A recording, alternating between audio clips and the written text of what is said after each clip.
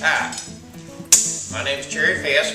Today we're going to begin a series of tapes on how to set your shop up. Today we're going to focus on the anvils and the hammers that you will use for most effectiveness. If you'll just kind of have a seat and get a glass of soda pop, we'll sit here and just kind of go over everything. Get a bag of popcorn, pop one for me too while you're at it. Alright, today we're going to talk about the anvils. This is a 400-pound anvil. This is the style of anvil is called a bridge anvil. You have what most people perceive as blacksmith anvils is a London pattern anvil that's got a horn on it and then a little tail on the back of it. You can use those. They're not as effective as a bridge anvil, but it's going to be hard to find bridge anvils, which is the style these two are. Now, first thing you want to look for on an anvil is the weight. The weight that I figure it's 50 pounds of anvil for every 1 pound of hammer. Alright? So, this 400-pound anvil I can use an 8-pound hammer on very effectively. Now, this little anvil right here is a 200-pounder. And yes, I can use a 8-pound sledgehammer on it, but I will not get the effectiveness of my blow or my transfer of my weight of my hammer as effective on this one as I will the large one. So this little 200-pound anvil I'd use a 4-pound hammer on. Yeah, and certainly anything lighter. But for the maximum good, you'll use 1 pound of hammer for 50 pounds of anvil weight. Alright.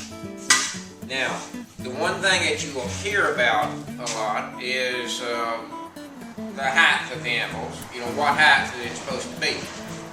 For traditional work, your anvil, the height of it should be as you stand next to it and you fold your hand up, the flat of your knuckles should rest right here on it.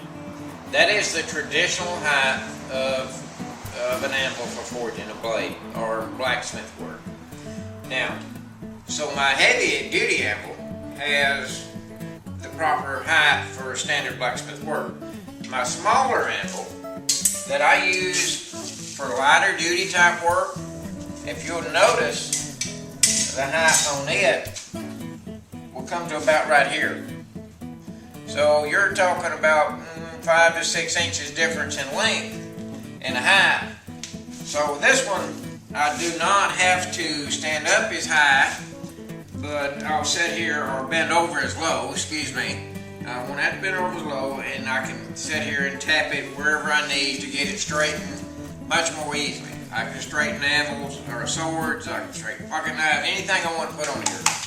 So watch the height of your anvil first. Now another thing that you'll hear is my anvil rings really loud. It must be good or bad or whatever.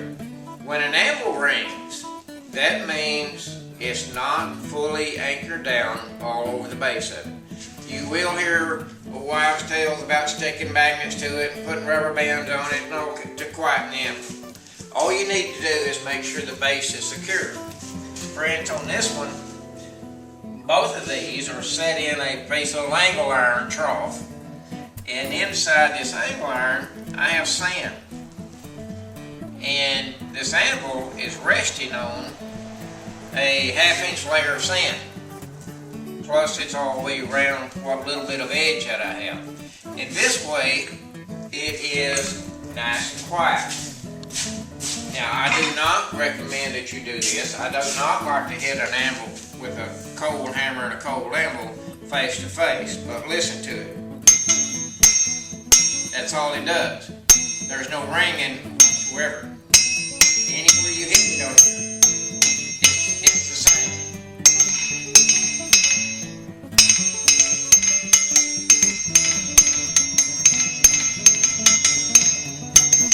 So you can play little tunes, okay? But my point is that it doesn't ring because of the sand on the base. So that is really critical, because if you do not secure this to where there's less noise in there, you are going to lose your hearing.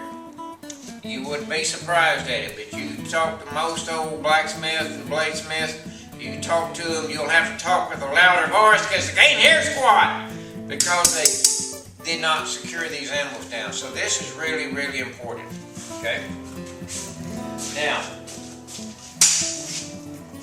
when you go to using your hammers,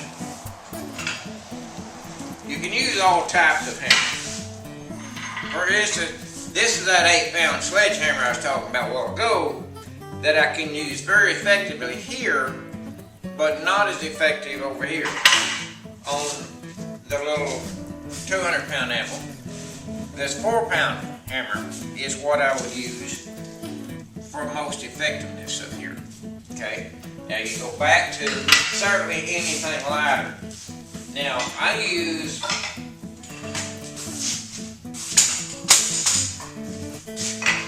this is my basic hammer setup. I have an 8-pound engineer's hammer, and I have a 4-pound engineer's hammer. That's the style of hammer that it is. This is referred to as a blacksmith's hammer. However, there's a lot of different types of blacksmith's hammer. This is a Swedish pattern with the square face. It has a fuller on the back of it. You can get panes, cross panes, all kind of pane style hammers, or you can make your own hammer. Alright?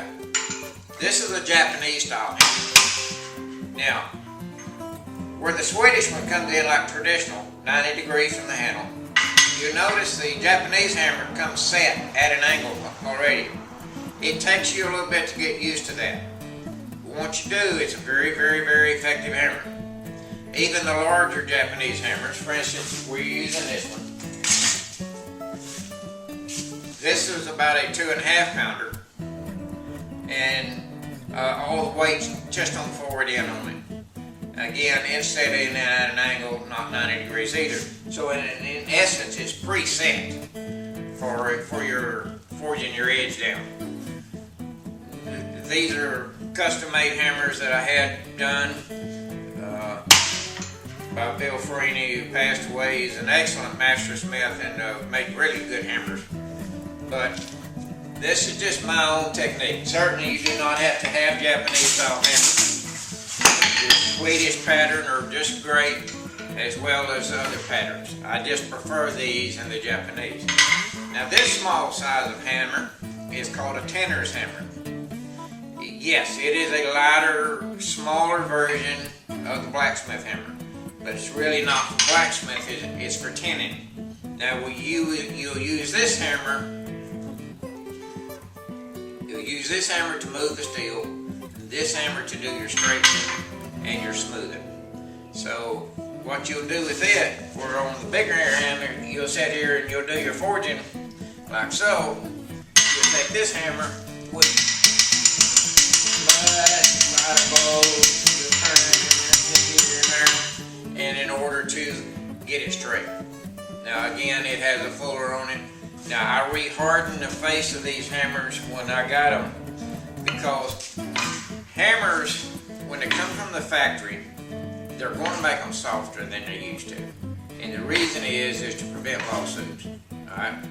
So, I don't like a soft face hammer. I reheat treated these about 12 years ago, and almost ready time to reface it, but not quite. So this will hold up really well. When you want to harden your hammer, you put it in the forge and get this first portion of it to critical temperature. Most hammers are S7, which is shock resistant steel. That's why the S7. You'll heat it up to critical temperature and then take a bottle of water. And then you'll pour it, hold it straight up, and then pour water right here on the center of it and let it just kind of dribble over the side of it. Do that until you are below critical temperature. You're about 500 or 600 degrees. And that makes the center of it hard, and the outside of it where it doesn't chip as bad. Really, really good way to heat treat your hammers. As well as your metal hammers, you always want to get yourself a board, put a handle on it. So there's a lot of times that you have to straighten the blade without crushing it, and you do need one of these. I call that the smusher, but you will need yourself a block for smushing. Alright, you know about everything I know about Anvils now, but this portion is critical. Next up, we'll be talking about how to set up your grinders. Have a good day.